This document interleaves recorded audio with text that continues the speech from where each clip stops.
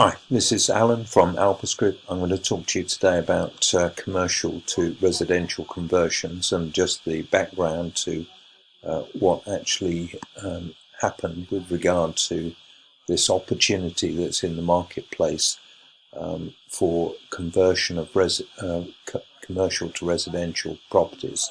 It all started back in the Town and Country Planning Act in 1948, when in fact there were some limited provisions for general permitted development orders to be made. And in 2015 there were the first of these prior approval provisions made, which allowed limiting opportunities for permitted development rights to cover minor changes to existing properties, such as certain enlargements or alterations to houses, provision of certain pet enclosures, sheds and fuel storage containers, porches, doors and windows, installation of antenna and satellite dishes. Then in 2022 the government started to issue the first of a series of permitted development rights that allowed the conversion of redundant or underused commercial properties, such as shops and upper parts, or in some cases office buildings that were empty and unused, could be converted into residential, or in certain cases actually demolished and rebuilt residential on the same site. So as a result of these changes in legislation and also changes in the economy, whereby there weren't so many offices needed, and therefore there were offices laying empty which people weren't leasing, they were costing their owners money, and therefore there was an opportunity to convert those offices into residential use. So this doesn't actually work everywhere. If you're in an employment zone or like an industrial area, you can't really convert redundant commercial space into residential there.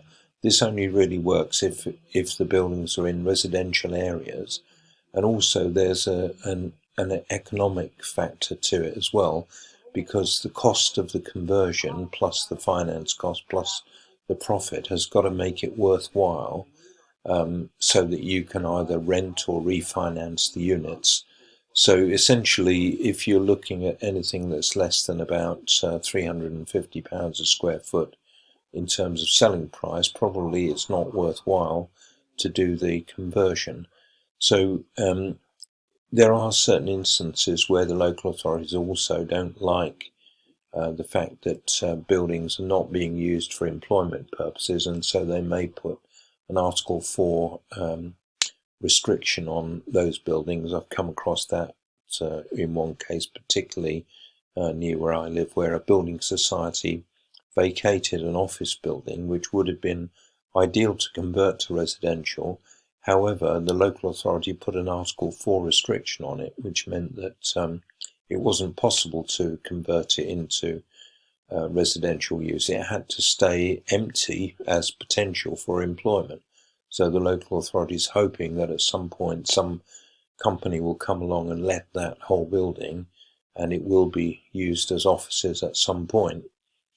So there's no sort of clear-cut guidelines, but if you do have a building that meets the criteria, then you should be able to get the prior approval agreed, and you should have the permitted development right to carry out that conversion from a commercial to residential, such as Class MA, mercantile to abode,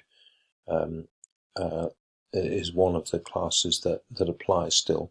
So these permitted development rights are changing from time to time, so you have to keep your eye out for what are the current opportunities. But in terms of a principle, if you've got an empty or underused commercial building, there's a good likelihood that you can find some means of changing it to residential use.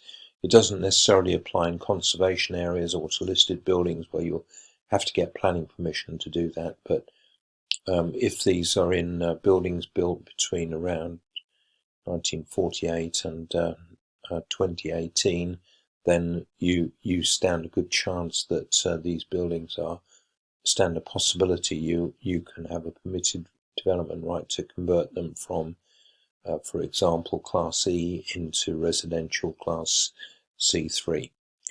This change in the environment, the economics, was actually accelerated when COVID occurred from 2020, and the COVID effect meant that people stopped going into offices, they worked from home, and so that further accelerated the reduction in the use of offices on a regular basis, and a lot of companies sort of gave up their large offices and rearranged their way of working to suit more home working, and sometimes smaller offices in hubs or in smaller centres, maybe shared offices where they didn't necessarily have to bear the burden of having a big office on their overheads.